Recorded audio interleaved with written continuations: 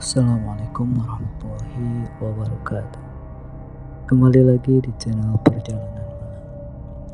Kali ini saya akan membawakan sebuah cerita tentang ruqyah masal berujung kesurupan. Ini masih diangkat dari cerita saya sendiri dan ini merupakan pengalaman pertama kali saya mengalami kesurupan. Tapi entah gimana ya, tapi ini memang benar-benar pertama kali saya mengalami hal seperti ini. Berawal cerita dari teman saya yang ingin diantar untuk mendatangi sebuah acara atau kegiatan, yang dimana kegiatan ini adalah kegiatan atau acara ruqyah masal yang lumayan tepatnya agak lumayan jauh dari rumah saya. Dan yang niat pertama itu ya, teman saya katanya dia sering mengalami gangguan pada malam hari ya, mulai dari kayak ada yang mengelus rambutnya dan hal gangguan lain. Setelah itu dia mendengar bahwa ada kegiatan ruqyah masal ini, dan dia berinisiatif untuk mengajak saya. Katanya, "Man, tolong temani saya untuk hadiri acara ruqyah masal ini." Beruntung waktu itu saya masih kebetulan waktu itu saya berada dalam waktu luang, jadi saya bisa menyempatkan untuk mengantar dia ke acara ruqyah masal tersebut. Dan ya,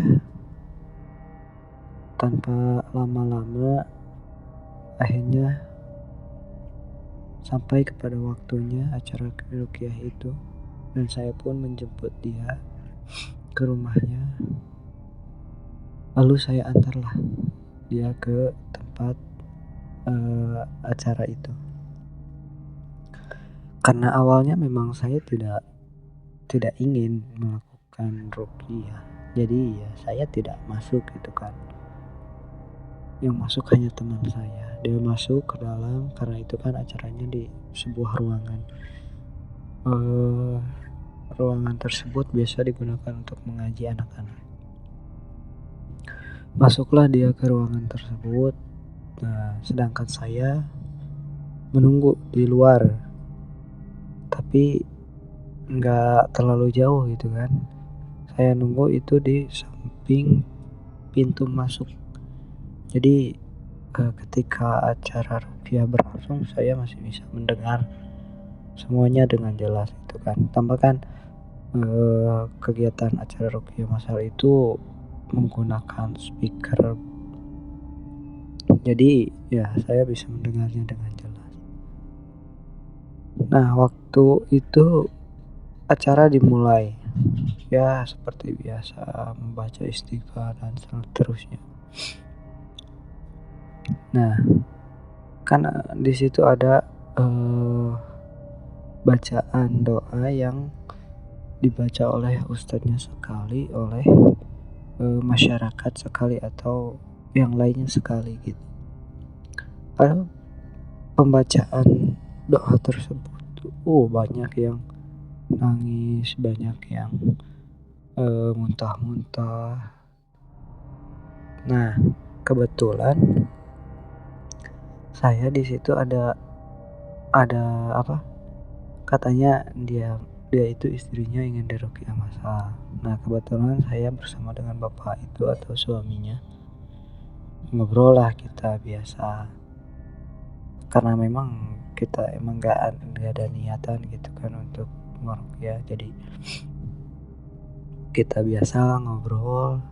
Nah, pada saat melakukan doa tersebut, tiba-tiba si bapak merasa mual dan akhirnya bapak tersebut muntah-muntah lah di samping saya. Untung waktu itu si bapak tersebut sudah menyiapkan plastik untuk ya muntahnya tersebut. Nah, setelah semuanya selesai, semuanya beres berdoa, tiba-tiba si bapak itu bertanya, "Dek, kok kamu kuat?" katanya. "Gak muntah-muntah, lihat yang lain banyak yang muntah-muntah, kok kamu enggak?"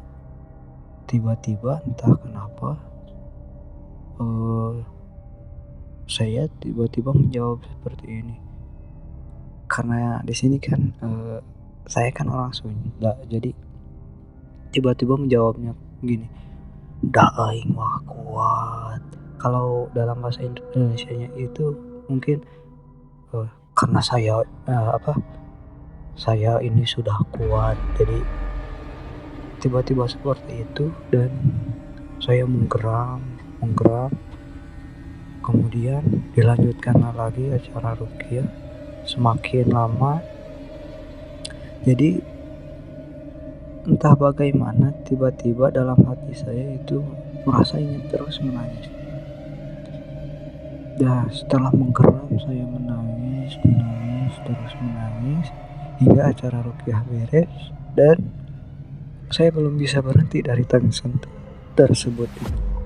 Saya masih terus menangis dan akhirnya si ustadz yang meruqyah itu memanggil saya. "Coba cina," katanya, "bawa masuk dia ke sini." Saya pun dibawa masuk ke dalam ruangan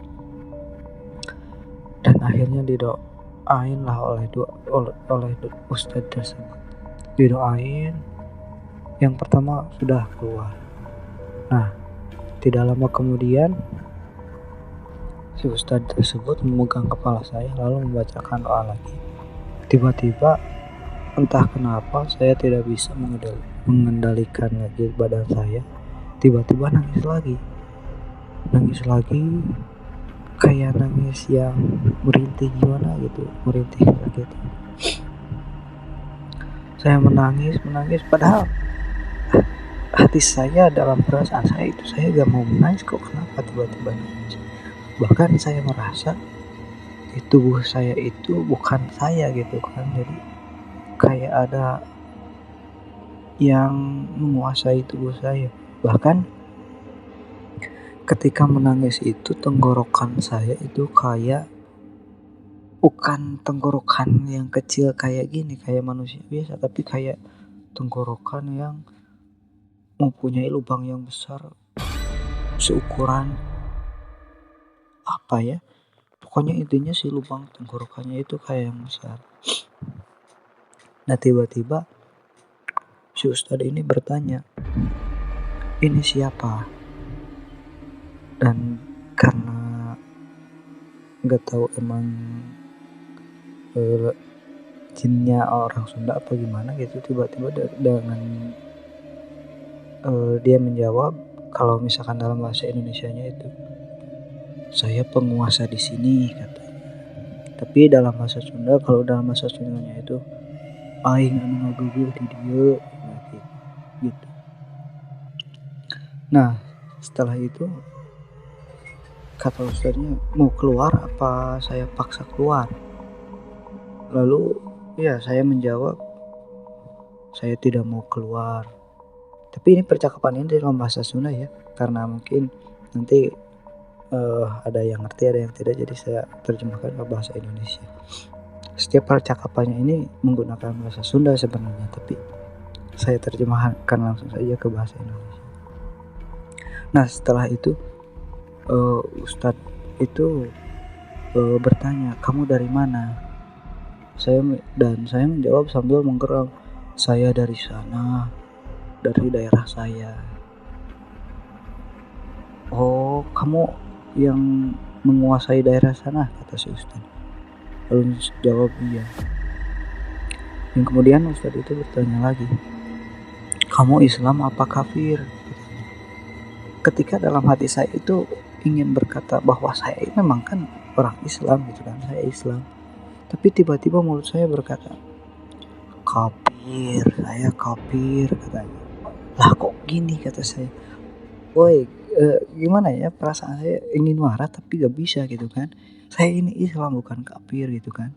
Tapi mulut saya gak bisa digerakin, gak bisa bicara. Saya melihat orang-orang di sekitar saya bisa melihat. Saya tahu siapa aja yang ada di sana. Tapi badan, mulut saya itu gak bisa dikuasain dengan apa yang saya mau gitu kan. Tidak bergerak, tidak bisa berbicara dengan apa yang sesuai dengan apa yang saya mau gitu. Pokoknya berat lah. Lalu terdengarlah suara adzan. Pantas saja kata guru saya, ketika ada yang kesurupan itu harus diadanin. Ternyata emang benar, ketika saya mendengar suara adzan dari masjid sekitar, saya merasa bahwa telinga saya itu kayak ditusuk-tusuk pakai ribuan paku gitu kan. Kayak ditusuk-tusuk. Saya bilang terus, berhenti, jangan berisik. Tapi karena kan saya mendengar suara adzan itu, sakitnya kepala saya kayak pokoknya rasa sakit yang gak pernah saya bayangkan gitu kan. Sakit banget. Ke saya juga kerasa sakitnya gitu, apalagi mungkin ke si jinnya itu. Nah kemudian si ustadz itu memegang kepala saya, atas kepala saya, tiba-tiba membaca doa. Nah dari situ saya merasa bahwa ada paku yang gede banget menancap ke kepala saya. Setelah itu paku itu dicabut oleh si ustadz itu sambil gerakan ustadz tersebut seperti yang sedang mencabut paku gitu kan. Tiba-tiba kerasa kayak ada arwah atau ruh yang keluar dari badan saya. Dicabut dan keluarlah kan itu. Kemudian saya muntah, dan saya muntah itu mengeluarkan sebuah cairan berwarna kayak kuning telur, tapi kalau kuning telur itu gede, kalau ini cuman sebesar telur puyuh lah, sebesar telur puyuh. Langsung keluar bulat kuning gitu kan, masuk ke dalam kresek. Nah setelah itu udah saya normal, bisa ketika ditanya biasa lagi seperti normal biasa.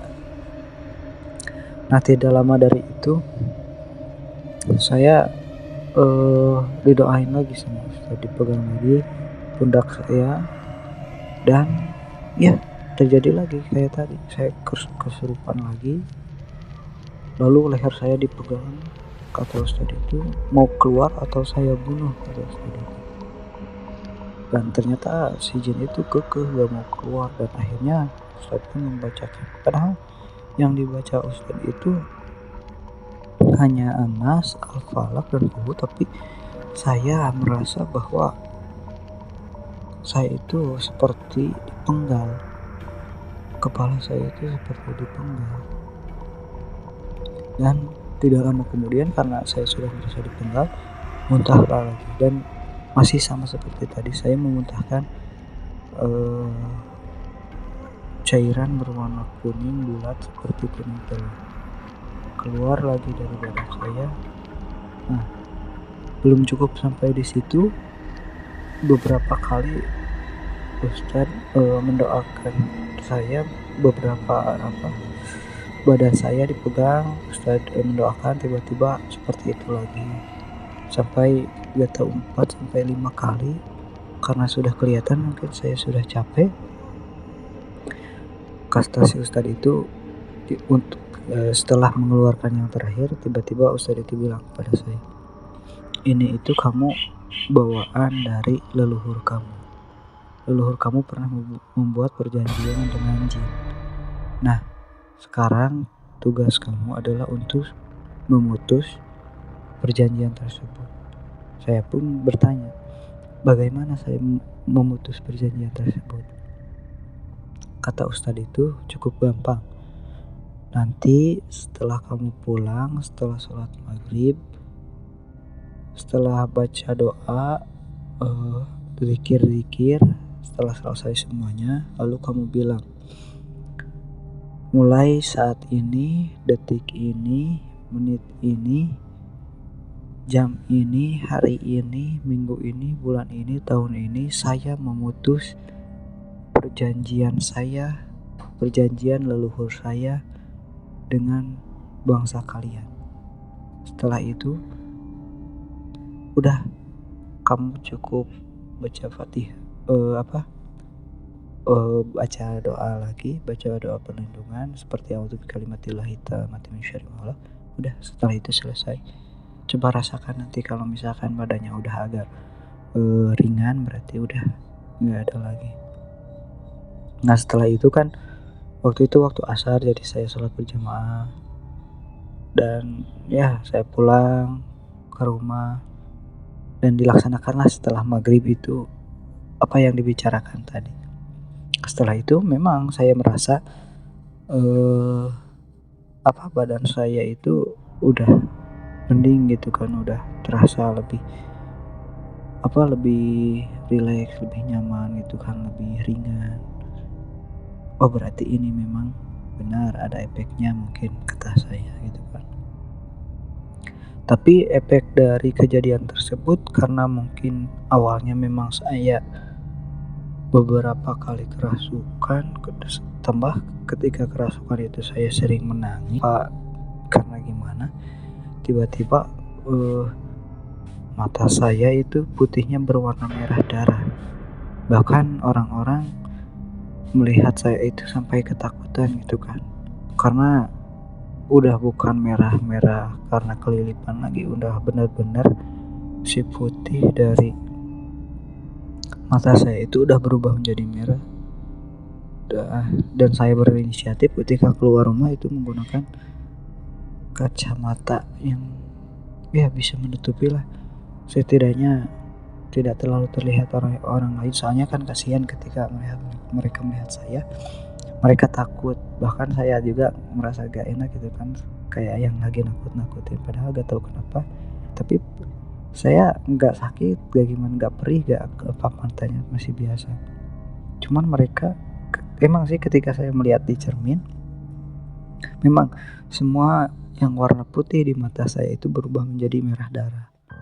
Oh, mungkin karena ini mereka takut. Makanya dari situ saya menggunakan kacamata entah sampai 2 minggu atau 3 minggu itu saya menggunakan kacamata, karena memang si merah darahnya itu enggak hilang-hilang. Tapi alhamdulillah setelah 2 minggu dan 3 minggu dari situ, alhamdulillah sudah normal kembali seperti biasa, si mata sudah biasa lagi, dan alhamdulillah badan sudah terasa lebih lega lagi. Ya mungkin ini